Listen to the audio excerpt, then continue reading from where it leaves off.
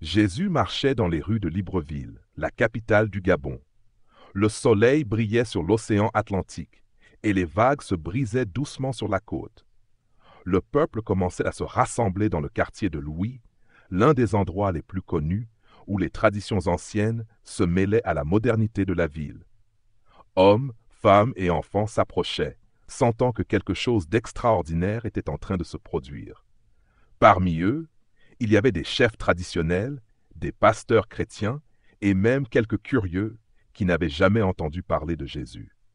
Un ancien de l'ethnie Fang, vêtu d'un habit traditionnel, s'avança et demanda : « Maître, le Gabon est une terre riche, bénie par ses forêts et ses rivières, mais nous faisons aussi face à des défis. Il y a ceux qui s'attachent aux traditions de nos ancêtres, tandis que d'autres recherchent la modernité et oublient leurs racines. Comment pouvons-nous trouver l'équilibre ? » Jésus le regarda avec sagesse et répondit : « Chaque peuple a une histoire, mais il ne peut pas vivre uniquement du passé. Je vous le dis, cherchez d'abord le royaume de Dieu, et tout le reste vous sera donné en plus. Si votre foi est en moi, vous pourrez honorer vos traditions sans vous y perdre. Car je suis le chemin, la vérité et la vie, celui qui vient à moi trouve la vie en abondance. » Les anciens acquiescèrent. Ils savaient que beaucoup étaient partagés entre le maintien des traditions et l'adoption de nouveaux chemins. Mais Jésus montrait que la véritable réponse était en lui. Alors un jeune étudiant s'approcha et demanda : « Seigneur, beaucoup dans notre nation sont confrontés à la corruption, à l'inégalité et aux difficultés. Certains disent que seuls les puissants prospèrent. Que devons-nous faire face à ces injustices ? » Jésus le regarda et dit : « Heureux ceux qui ont faim et soif de justice, car ils seront rassasiés. Le pouvoir des hommes est éphémère, mais le royaume de Dieu est éternel. Ne vous conformez pas à l'injustice, mais ne recherchez pas non plus le pouvoir pour le pouvoir. Soyez lumière au milieu des ténèbres et soyez fidèles dans les petites choses, car celui qui est fidèle dans les petites choses sera établi sur de grandes choses. » La foule murmurait entre elles. Les paroles de Jésus les poussaient à penser différemment, non seulement à propos de leur richesse naturelle, mais aussi sur la richesse spirituelle qu'ils devaient rechercher. Mais ils savaient qu'ils devaient encore dire plus. Le Gabon avait besoin de comprendre son rôle dans le plan de Dieu. La brise de l'océan soufflait doucement, tandis que la foule restait attentive aux paroles de Jésus. Il parlait comme quelqu'un qui connaissait non seulement le présent, mais aussi les secrets du cœur du Gabon. Un entrepreneur s'approcha et dit : « Seigneur, notre terre est riche en pétrole, en bois et en minerais. Mais malgré ces richesses, beaucoup vivent encore dans la pauvreté. Que devons-nous faire pour que tous aient une vie meilleure ? » Jésus le regarda et répondit : « L'or et l'argent appartiennent au Seigneur, mais à quoi sert-il de gagner le monde entier et de perdre son âme ? Le problème n'est pas dans la terre, mais dans le cœur des hommes. Lorsque les dirigeants et les commerçants pratiquent la justice et partagent avec ceux qui sont dans le besoin, la nation prospère. Mais lorsque la cupidité prend le dessus, la terre gémit et ses fruits deviennent rares. » Le peuple se regarda les uns les autres. Il était vrai que beaucoup exploitaient les ressources naturelles sans penser au bien commun. Alors, un pasteur chrétien se leva et demanda : « Seigneur, il y a beaucoup d'églises dans notre pays, mais aussi des divisions entre ceux qui prêchent ta parole. Certains recherchent seulement la richesse et le statut, tandis que d'autres tentent d'être fidèles. Comment pouvons-nous savoir qui te sert réellement ? » Jésus répondit avec fermeté : « Vous les reconnaîtrez à leurs fruits. Ce n'est pas tout homme qui me dit « Seigneur, Seigneur » qui entrera dans le royaume des cieux, mais celui qui fait la volonté de mon Père. La véritable Église n'est pas faite de temples grandioses, mais de cœurs humbles. Là où 2 ou 3 sont réunis en mon nom, je suis au milieu d'eux. » Ces paroles étaient comme une lame tranchante. Il était temps pour l'Église du Gabon de réfléchir à sa mission, être lumière et ne pas seulement chercher des bénédictions matérielles. Alors, une femme qui travaillait au gouvernement demanda : « Seigneur, comment pouvons-nous transformer notre nation ? Comment apporter la justice et la paix ? » Jésus la regarda et dit : « Commencez par vous-même. Avant de changer une nation, laissez Dieu changer votre cœur. Celui qui est juste dans les petites choses sera juste dans les grandes. Si chacun fait sa part avec intégrité, le Gabon sera comme une ville sur une colline, qui ne peut être cachée. La foule murmurait entre elles. Jésus ne pointait pas vers des solutions extérieures, mais vers une transformation intérieure. Et il avait encore plus à révéler. Le Gabon devait comprendre sa mission spirituelle dans le monde. Le peuple réfléchissait aux paroles de Jésus. Il ne faisait pas qu'indiquer des problèmes, mais révélait un dessein plus grand pour le Gabon.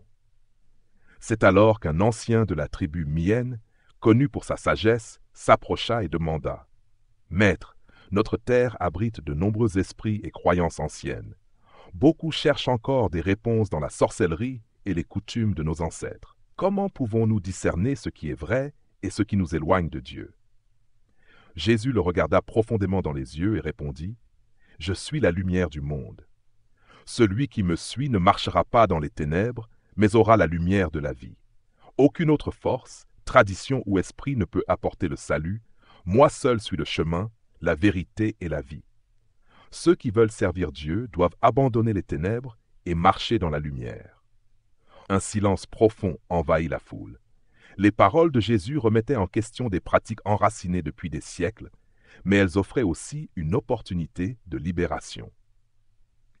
C'est alors qu'un jeune missionnaire parla. « Seigneur, nous sentons que le Gabon a un appel particulier. Mais comment pouvons-nous savoir quelle est notre mission pour le monde ?» Jésus répondit avec un sourire. « Gabon, je t'ai planté comme une terre fertile, et beaucoup sont venus à toi. Mais il est maintenant temps que tu te lèves et ailles vers le monde.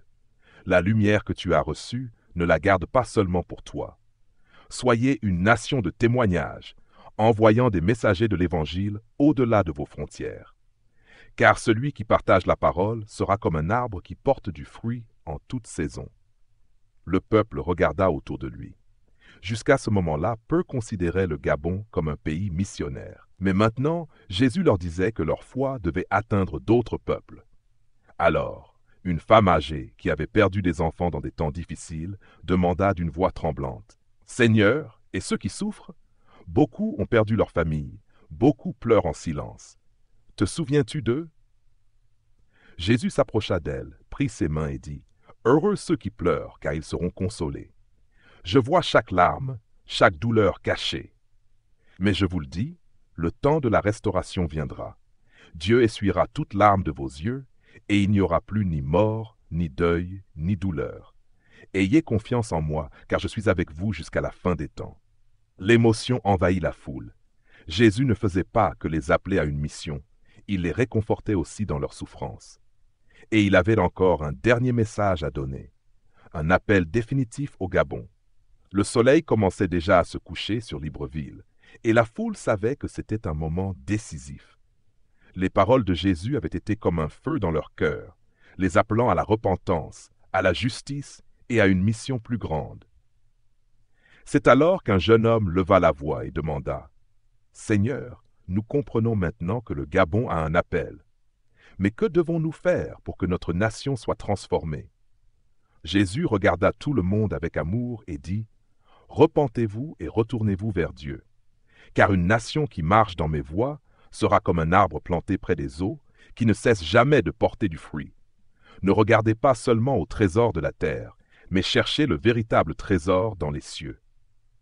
Si le peuple du Gabon m'écoute et suit mes commandements, votre terre sera guérie et votre lumière brillera pour le monde. » Un silence remplit l'endroit. Chacun savait que Jésus leur donnait un choix, continuer sur le même chemin ou rechercher un renouveau spirituel et moral. Alors, un leader communautaire s'agenouilla et s'écria « Seigneur, nous voulons cette transformation, mais aide-nous à rester fidèles, car le monde nous distrait et nous fait oublier tes paroles. » Jésus ouvrit les bras et déclara « Je suis avec vous tous les jours jusqu'à la fin des temps, car celui qui me suit ne marchera jamais dans les ténèbres.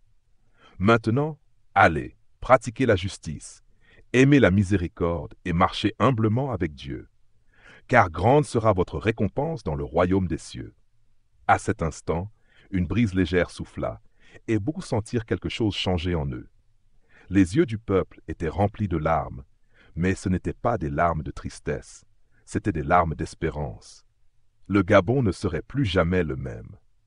Verset final dans le Chronique 13. Si mon peuple, sur qui est invoqué mon nom, s'humilie, prie, cherche ma face et se détourne de ses mauvaises voies, alors je l'exaucerai des cieux, je lui pardonnerai son péché, et je guérirai son pays.